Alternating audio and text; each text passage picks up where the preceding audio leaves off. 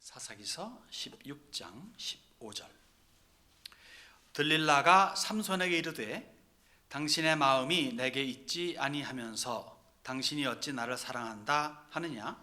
당신이 이로써 3번이나 나를 희롱하고 당신의 큰 힘이 무엇으로 말미암아 생기는지를 내게 말하지 아니하였도다 하며 날마다 그 말로 그를 재촉하여 조르매 삼손의 마음이 번뇌하여 죽을 지경이라. 삼손이 진심을 드러내어 그에게 이르되 내 머리 위에는 삭도를 대지 아니하였나니 이는 내가 모태에서부터 하나님의 나시린이 되었음이라.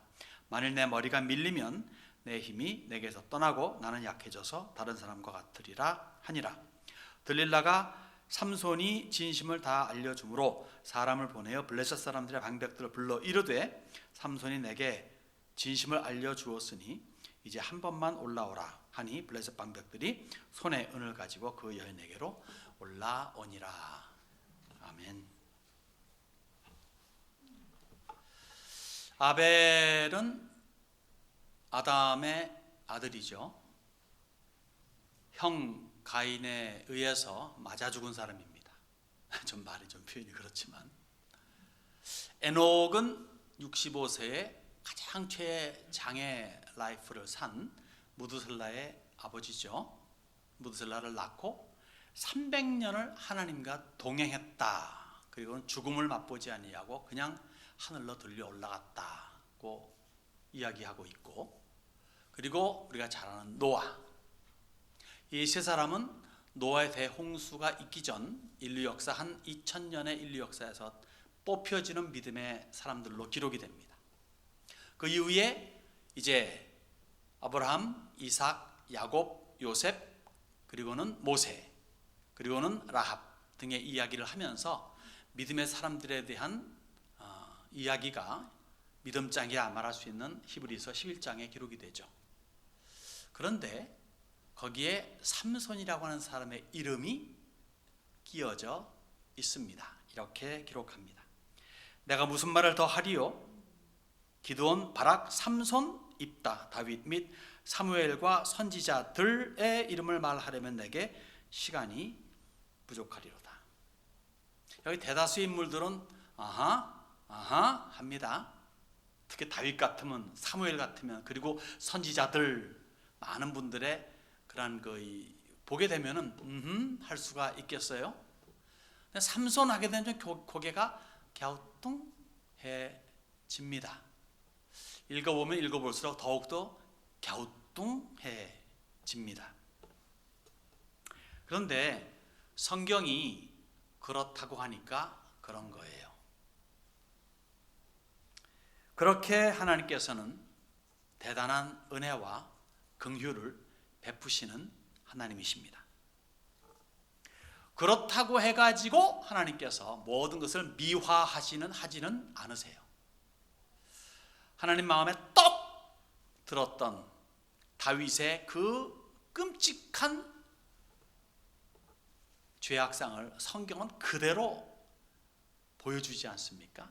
그렇듯이 삼손에 대한 이야기도 성경에서는 아주 가차없이 적나라하게 그 부족한 부분을 알려주고 있습니다. 오늘 제가 말씀의 제목을 삼손의 어리석음이라고 했습니다. 믿음의 사람입니다. 히브리 11장 믿음장에 그 이름이 기록되어 있습니다. 정말 내노라 한다는 믿음의 사람들과 같은 반열에 서 있습니다. 그건 확실한데 그러나 그의 어리석음을 보고자 합니다. 그래서 오늘 역시 똑같이 반복되는 그러한 현 사회를 고발해 보고 싶은 거죠. 그래서 그 어리석음을 깨닫고 회개하며 새롭게 되는 계기가 되었으면 합니다. 처음 보는 삼손의 모습은 13장 1절에서 5절에서 볼 수 있는데 그는 나실인으로 태어납니다. 제가 13장 1절에서 5절을 봉독하며 여러분 같이 눈으로 읽어주시겠습니다. 이스라엘 자손이 다시 여호와의 목전에 악을 행하였으므로 여호와께서 그들을 40년 동안 블레셋 사람의 손에 넘겨주시니라.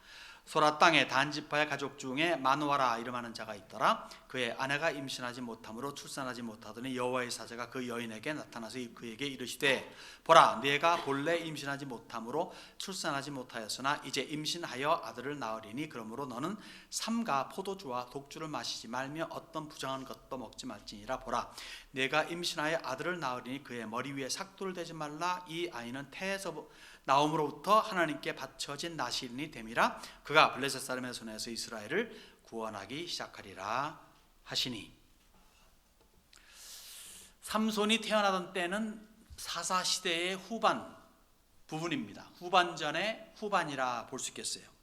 마지막 2부는 아니지만은 꽤 흘러간 때입니다. 약 한 사사시대 한 280년에서 300년 정도 지난 때죠.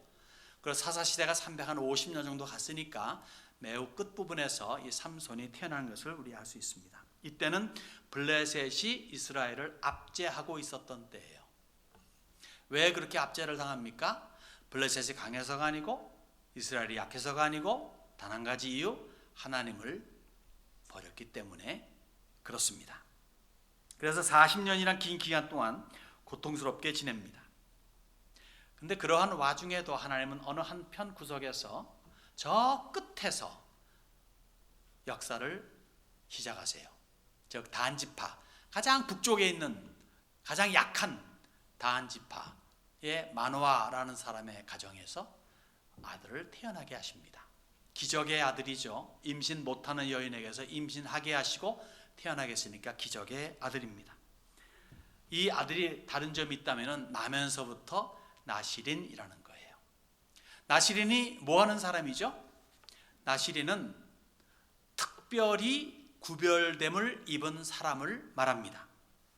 어떤 서약에 의해 가지고 어떤 약속에 의해 가지고 성별됨을 입은 사람이 나실인입니다. 이 나실인은 두 종류가 있어요. 하나는 일시적인 나실인이 있고 하나는 영구적인 나실인이 있습니다. 일시적인 나실인은 어떤 특별한 목적을 가지고 정한 기간 내에 하나님 앞에 서원하는 것들이죠. 구약 성경 율법서에도 기록되어 있고 그러한 것이 기록되어 있고 또 특히 특별한 가장 유명한 예를 든다면은 바울이 겐그라에서 서원이 있으면 뭐를 깎아 뭐 이런 이야기가 있죠. 또 21장 사도행전 보게 되면 거기 또 일행들이 서원이 있었다. 그래서 이 서원과 함께 하는 그런 이야기가 있는 것으로 보아서 일시적인 나실인 서원을 하는 케이스가 있고 또 두 번째는 영구적인 나실인이 있습니다. 근데 영구적인 나실인도 두 종류가 있는 것 같아요. 하나는 부모에 의해서 평생 바쳐지는 나실인이 있어요.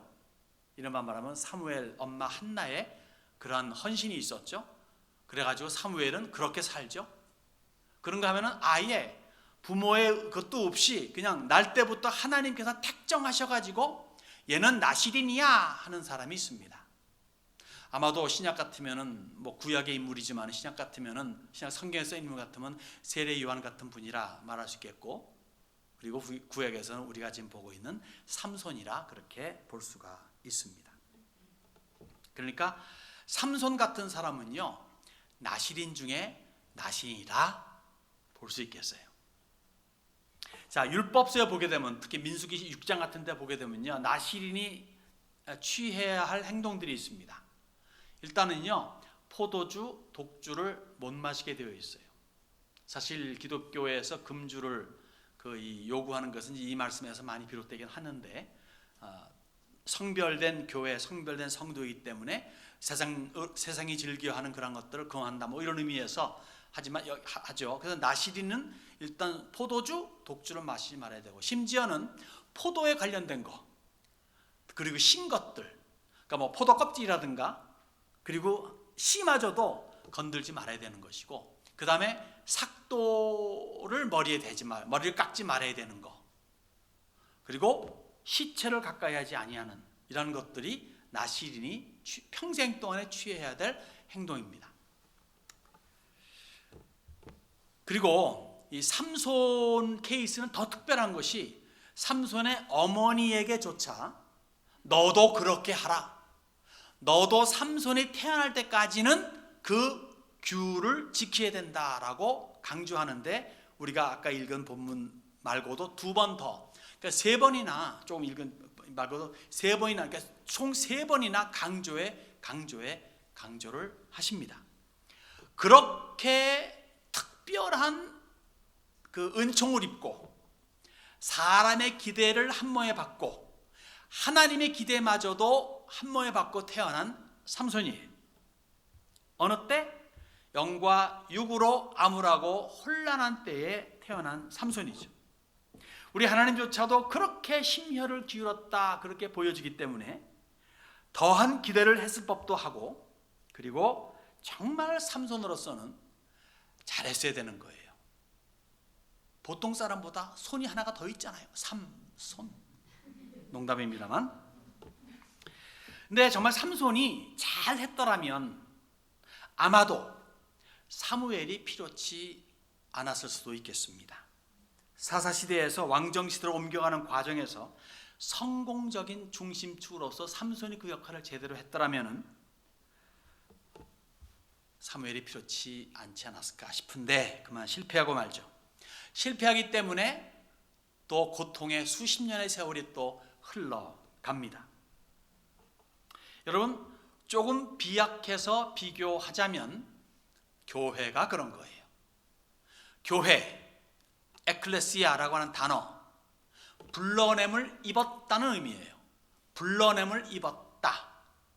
성도, 거룩할 성자에 무리 도자입니다. 거룩한 무리들이에요. 이 거룩이라는 단어가 무슨 의미입니까? 구별됨을 입었다는 뜻이에요. 구별되었다, 다른 거에서 구별되었다. 그러니까 세상이라고 하는 거에서 구별되어서 불러냄을 입어가지고 뭉쳐진 그러한 단체가 교회요, 성도라는 겁니다. 어디에서 그러면 구별됨을 입었습니까? 세상입니다. 그러므로 세상과는 다른 삶이 요구되는 것이 교회요, 성도입니다. 비록 교회가 우리 성도들이 세상에서, 세상 안에서 살아가고 있지만은 세상에 속한 자들이 아니기 때문에 세상에 가는 길을 따라가서는 안 된다는 거죠.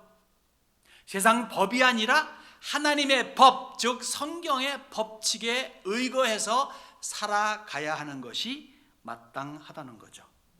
그러면서 우리들은 기억해야 됩니다. 나는 성도다.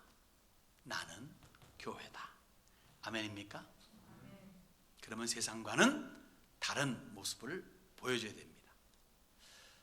지금 갑자기 생각나는 게 동이라고 하는 드라마가 있었어요. 거기에 이제 한참 지난 다음에 이제 그 주인공 여자가 이제 왕궁에서 쫓겨나 가지고 바깥에 있죠. 거기서 왕자가 태어납니다. 그 꼬마아이가 7살인가 10살 될 적에 동네 아이들과 어울리다가 무슨 일이 있어가지고 하는데 자기 신분을 밝혀요. 나는 왕자다 하는. 난 너희와 함께 있고 너희와 함께 먹고 마시면 나는 왕자다. 무슨 말? 나는 다르다 이거예요. 그런 겁니다. 우리가 세상에 살지만 우리는 왕자는 아니죠. 우리는 공주입니다. 왕의 왕비라 그럽니까? 투비 왕비, 왕비 그 직전에 있는. 어쨌든 그럼 나는 다르다. 이런 자부심을 가지고 우리는 이 세상을 향해 나아가야 되는 거죠. 나실인 삼손, 나실인 교회, 나실인 여러분, 저입니다. 할렐루야. 두 번째 보는 부분은요, 사사로서의 삼손을 15장에서 보게 됩니다. 15장 20절 보게 되면요, 블레셋 사람의 때에 삼손이 이스라엘의 사사로 20년 동안 지냈더라라고 합니다. 여러분, 삼손의 믿음에 대해서는 의심할 여지가 없어요. 그의 평생의 삶을 성경에 기록되는 모습을 보게 되면요, 틈틈이 그는 자기가 하나님을 믿고 있는 사람임을 보여주고, 그리고 하나님을 항상 염두에 두고 있는 모습들이 보여지기도 합니다. 그러나 그의 생활은 영판 아니올시다예요. 나실인으로서 지켜야 할 것들을 하나같이 안 지키는 청개구리적 삶을 살았습니다. 그럼에도 불구하고 그는 하나님의 은혜를 입어서 그 은혜가 떨어지지 아니하고 엄청난 괴력으로 블레셋 사람들의 간담을 서늘하게 합니다. 그의 살아생전에 삼손과 더불어 싸워서 이기는 자가 한 명도 없었어요. 그렇게 20년을 사사로 보냅니다. 그런데 분명히 이스라엘의 사사예요. 그러니까 다시 말하면 이스라엘의 최고 지도자예요. 근데 그가 이스라엘을 위해서 무엇을 했다고 하는 기록은 사실 없어요. 한번 읽어보세요. 있나 없나. 그냥 블레셋인가 싸웠다 하는 것이 있는데 뭐 그것이 이스라엘을 위한 것이라고 하지만 왜 싸웠어요? 근데 뭐 이스라엘을 위해서 이스라엘 대표해서 싸웠다 그러면 그래 좀 명분이 있었잖아. 근데 한낱 여자 때문에 싸운 거예요. 여자로 말미암아 싸운 거예요. 그것도 공적인 의미도 아니라 사적인 차원에서 블레셋 사람들을 죽였습니다. 여자 때문에. 그것도 이스라엘 여자도 아니고 블레셋 여자로 말미암아 그런 일이 벌어집니다. 20세에 사사가 되어가지고 약 20세 20년 동안 사사로 지냈습니다. 그럼 나이가 40이겠죠? 40이면 우리 보통 생각에 뭡니까? 유교적인 차원 속에서 40이면 불혹의 나이죠. 제가 40을 겪어보니까 생판 거짓말인데 아무튼 40의 불혹의 나이에 유혹을 받아가지고 인생 종친 사람이 삼손입니다. 기껏 그가 40평생에 하나님을 위해서 한 일이 있다면은 죽을 때예요. 죽을 때 이 원수들과 함께 죽기를 원하나이다 하고서는 묶여있던 그 기둥을 붙잡고 같이 쓰러지면서 빌딩이 무너지고 수천 명이 죽게 되는 사건이 있긴 있었죠.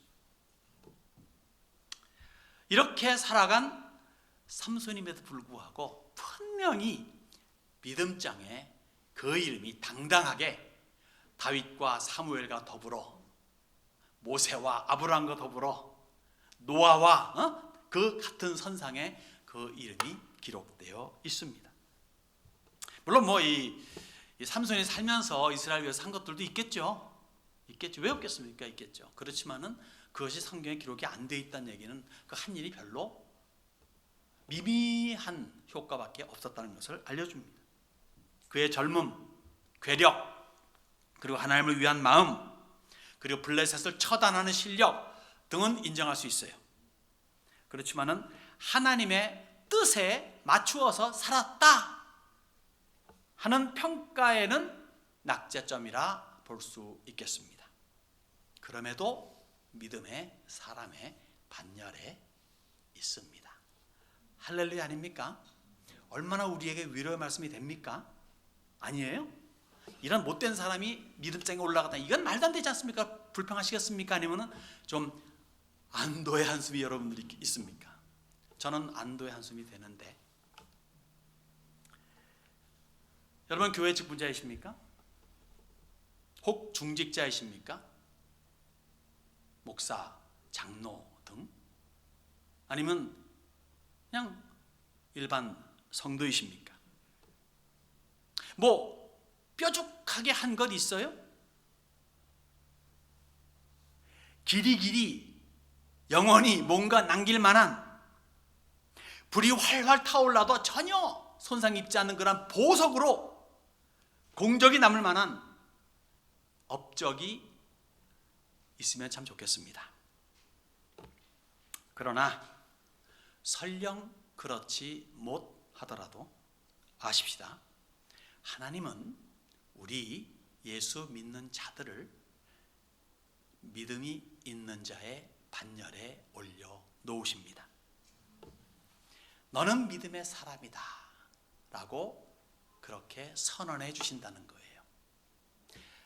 죄송하지 않아요? 아니 그걸 넘어서 황송스럽지 않습니까?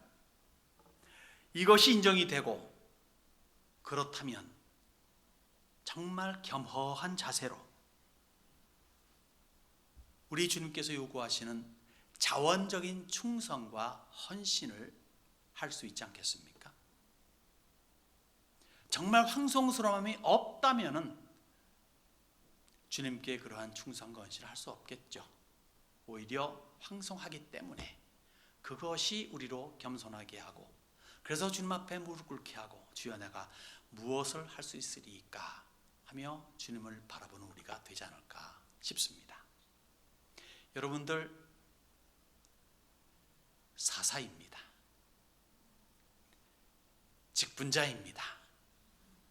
비록 거기에 준하지 못한 삶을 살았다 손쳐도 주님은 우리를 믿음의 사람으로 믿음의 사람 반열에 올려놓아 주십니다. 그래서 오늘 이후부터는 더 그래, 나는 이러한 신분의 사람이야 하고서는 하나님 앞에 충성과 헌신을 다짐하며 실천해 나아가는 여러분들이 되셔야 마땅한 줄로 믿습니다. 세 번째 마지막으로 볼 사항은요, 이제 아까 본문으로 읽은 어리석은 삼손입니다. 더 이상 읽지 않겠습니다. 이것으로 말미암아 들릴라라고 하는 여인 때문에 결국은 이 블레셋 사람들한테 잡혀가지고 머리를 깎이고, 그다음에 잡혀가지고, 그다음에 맷돌 개 송아지나 개같이 뭡니까 뭐죠, 소나 아니면 노새같이 이렇게 맷돌 돌리다가 결국은 죽게 되는 그런 비참한 결국을 맞이하는 것을 우리 성경을 통해서 우리 익히 알고 있습니다. 자, 왜 어리석냐? 나이가 40이면요 한창 일할 때 아니에요? 정말 원숙하고 성숙하게 뭔가 많이 일할 수 있는 40대, 50대, 그때 가장 그 왕성한 기 아니겠습니까? 더 폭넓고 깊은 차원에서 사실 주의 영광을 나타낼 수 있는 때가 40대입니다. 전성기 때죠. 바로 그 초입세에 40에 인생 꺾이고 맙니다. 이방 여인으로 말미암아, 그것도 애초부터 상대하지 말았어야 될 대상으로부터 말미암아 인생 꺾인다는 거죠. 참 안타까워요. 참 어리석다 싶어요. 그런데 역사적으로 여자로 말미암아 인생 종친 사람이 한둘이 아닙니다. 나라마저 말아먹은 혼음한 군주들도 한둘이 아니에요. 제가 여자라고 했지 사실 여자가 아니라 저는 음녀를 말하는 겁니다. 여자 중에 음녀들. 그러니까 여기 여러분들을 지칭하는 게 아니라 음녀를 말하는 겁니다. 왕이든 대통령이든 장군이든 연예인이든 경제계를 주름잡는 사람이든 문화계의 거장이든 나름 유명하다는, 한때는 감히 건드릴 수 없는 사람이라는 인사들조차도 여지없이 팍팍 넘어지지 않습니까? 목사는 예외인가요? 마찬가지입니다. 동서 고금을 막론하고 뭐 냉전 시대이든 아니면 뭐 실전 시대이든 간에 언제든지 미인계는 중요한 역할을 했어요. 미인계라, 예쁜 여자를 앞세워 가지고 적진에 몰로 보내 가지고 인포메이션을 뽑아내서 적들을 물리치는데 역할하게 하는, 이때 쓰이는 아름다운 여자들은 뭐 편히 말하면 음녀죠. 여자의 것을 이용해 가지고 하는 거니까 음녀입니다. 그래서 저는 그래요. 남자들의 약점은 여자다. 음녀를 말하는 겁니다. 여자다. 근데 언제든지 남자는 여자한테 약한 것 같아요. 여러분들 스스로, 남자분들 여러분들 스스로 이렇게 자학할 필요는 없습니다. 우리는 그런 지인을 가지고 태어났어요. 남자들은 아람 때문에 하나님께서 이렇게 경고하셨는데 너 절대 먹지 마, 확실히 죽을 거야 했는데 여자가 당신 먹어봐, 그 한마디에 그냥 반항 없이 먹어버렸어요. 그 이후 오늘까지 남성들은 항상 큰 소리는 뻥뻥 치지만은 내적으로는 꼼짝 못하는 케이스가 많이 보여집니다. 물론 뭐 남자분들 그렇다고 뭐 주눅들 필요 없습니다. 아내가 혹시나 큰 다라이에 뭐 국 끓여놓고 나간다 그러면은 그럼 맛있게 드세요. 그러면 돼요. 네, 어쨌든 그렇게 하는데 잠언서는 그러기 때문에 경고에 경고를 합니다. 내 마음이 음녀의 길로 치우치지 말며 그 길로 미혹되지 말지어다. 대저 그가 많은 사람을 상하여 엎드러지게 하였나니 그에게 죽은 자가 허다하니라. 음료로 인해서 죽은 자가 허다하다는 거예요. 인류 역사에서 항상 그래 왔지 않습니까? 그렇기 때문에 남자들에게 말씀 주는 것은 또 다른 잠언서에 뭐가 있냐면요, 너 아내에 만족하라 그러는 거예요. 다른 여자 보지 말고 너 아내에 만족하라. 그래서 다른 것이 틈타지 못하도록 하라라고 그렇게 경고하는 거죠. 칼로 흥한 자 칼로 망한다는 말이 있지 않습니까? 불행하게도 삼손이 그랬습니다.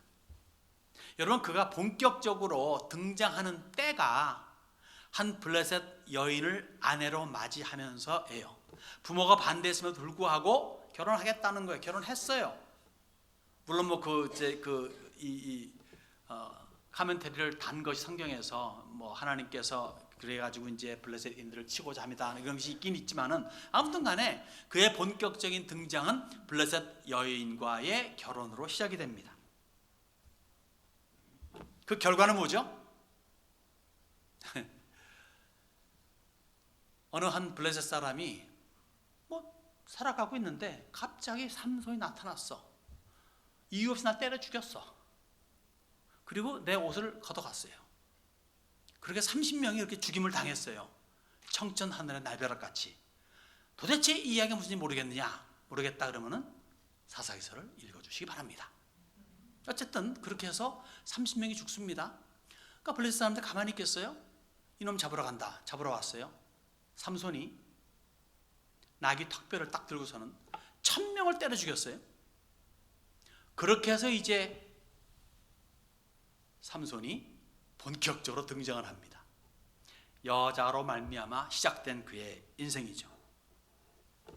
그 사건 이후에 삼손의 이야기는 몽땅 여자예요.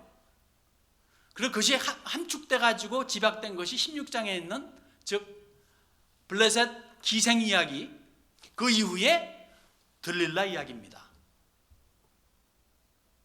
딜라일라, 마이 딜라일라, 이 딜라일라는 아니고요. 어쨌든 이 여기 나오는 딜라일라입니다.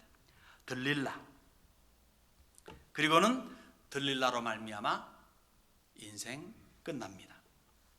다시 말해 삼손의 사사 20년의 삶은 여자로 시작해서 여자로 진행되다가 여자로 마치게 됩니다. 그 외에 다른 이야기가 없어요. 한번 살펴보세요. 뭐가 있나? 나기 전부터 철저히 구별된 삼손입니다. 그러나 그는 철저하게 안 구별된 청개구리적 삶을 살았습니다. 그 결과는 비참한 죽음이죠. 마치 유다 역사의 마지막 왕인 시드기야의 최후같이. 그렇게 예레미야 말을 안 듣고 버팅기다 결국 어떻게 됩니까? 잡혀서 눈알 뽑히고, 눈알 뽑히기 전에 자기 자식들 다 죽는 것을 보고, 마지막 그 모습을 보고 처참한 그 광경을 해서 그 다음에 눈이 뽑혀지니까 더 이상 볼 게 없죠. 그게 마지막 장면으로 평생 있겠고, 타국 땅에 개 돼지같이 끌려가가지고 거기에서 죽습니다. 삼손이 그렇게 죽습니다. 비록 믿음의 사람 반열에 끼었다고는 하지만은 최소한 성경에서는 이렇다하게 내놓을 만한 업적이 보이지 않아요. 그래서 저는 저의 조그마한 생각으로는 그냥 어리석음의 대명사가 삼손이 아닌가 한번 생각을 해봤습니다. 너무 많은 것을 가졌죠. 너무 사용하지 않았습니다. 그리고 자기의 사적인 일에 탕진해버렸다는 생각이 듭니다. 안타깝죠. 여러분이 삼손 같은 거 아세요? 세상에 대해서는 우리끼리는 고만고만해요. 그죠? 이러한 그 빛이 있고 바깥에 태양이 있을 적에는 뭐 별겁니까? 칠흑같이 어두운 밤에 여러분이 촛불 하나 딱 켜면 그게 한 촉이죠. 그러면 밝지 않습니까? 어둠은 어두석 더 밝습니다.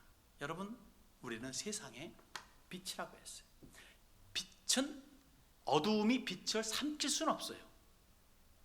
빛이 스스로 끄면은 어둠이 오지만은 빛을 덮을 만한 능력 있는 어둠은 없습니다.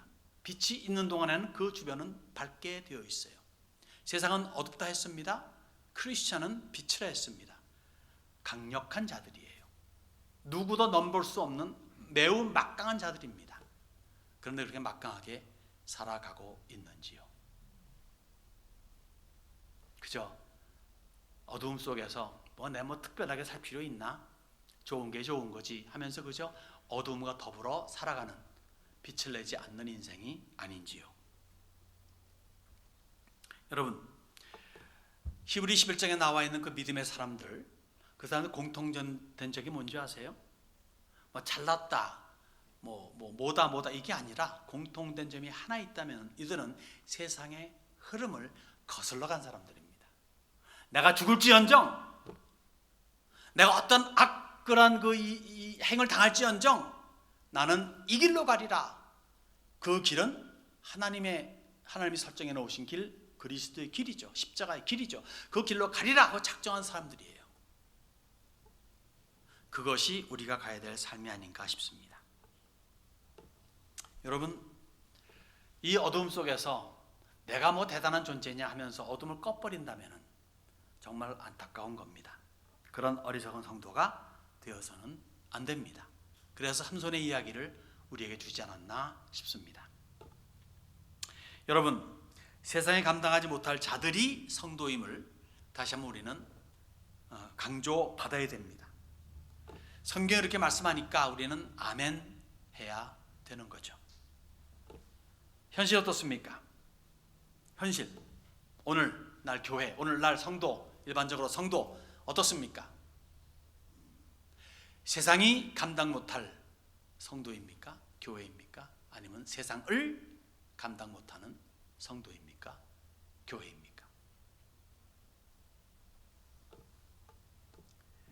교회는 하나님께서 당신의 고귀한 피로, 즉 주 예수 그리스도의 보혈로 사신, 성별된 신령단체입니다. 성도는 교회의 구성 요인으로서 하나님의 영광을 위해 세상에서 구별함을 얻은 자들입니다. 그리고 세상을 밝히라고 길이요 진리요 생명이신 예수의 빛을 소유하게 된 능력자들입니다. 그러기에 어리석게 생각 없이 구별함이 없이 세상적으로 살아가는 성도, 그렇게 운영되는 교회가 되어서는 안 됩니다. 진리로, 복음으로, 선한 삶으로 우리 주 예수 그리스도를 기리는, 보여주는, 가리키는, 높이는, 인도하는 거룩한 삶을 살아야 할 줄로 믿습니다. 예수님께서 십자가에서 흘리신 보혈로 완성하신 구원을 가벼이 여기지 마십시오. 여러분, 삼손은요, 죽을 때 많은 사람들을, 그 원수들을 죽였어요. 그 당시에는 참 컨맨더블하고 좋은 거죠. 반면에 예수님께서는 십자가에서 죽으시면서 많은 원수들을 구원하셨어요. 이것은 기막힌 겁니다. 원수를 죽이는 것, good thing, 좋은 거예요. 원수를 구원하는 것, best thing, 최고입니다. 예수님은 그렇게 하셨습니다. 그것은 현재 진행형입니다. 그래서 저와 여러분이 그 구원의 수혜자가 된 겁니다. 그러기에 우리 역시 어두운 세상을 향해서 죽이는 정죄의 소리가 아니라 살리는 구원의 소리를 바라는 지혜로운 우리 주 예수 그리스도의 청지기의 모습을 갖추기를 예수님의 이름으로 축원합니다.